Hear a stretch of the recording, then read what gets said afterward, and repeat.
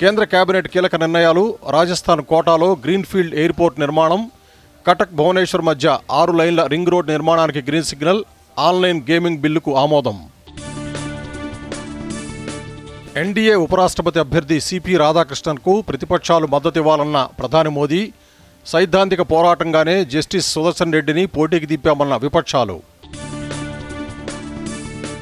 విద్యుత్ ప్రమాదాలపై ఉప ముఖ్యమంత్రి సమీక్ష, హైదరాబాద్లో విద్యుత్ స్తంభాలపై కేబుల్ వైర్లను వెంటనే తొలగించాలన్న ఆదేశం, నగరంలో అండర్ గ్రౌండ్ విద్యుత్ లైన్ల ఏర్పాటు పనులను వేగవంతం చేయాలన్న భట్టి విక్రమార్క.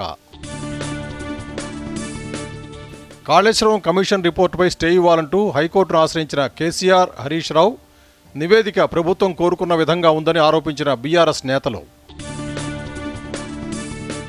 ఆసియా కప్కు భారత జట్టును ప్రకటించిన బీసీసీఐ, కెప్టెన్గా సూర్యకుమార్ యాదవ్, వైస్ కెప్టెన్గా శుభ్మన్ గిల్ ఎంపిక. తెలంగాణలో రానున్న 2 రోజులు భారీ వర్షాలు కురిసే అవకాశం. ఆసిఫాబాద్ జిల్లాకు రెడ్, ఉమ్మడి ఆదిలాబాద్ జిల్లాకు ఆరెంజ్ అలర్ట్ జారీ.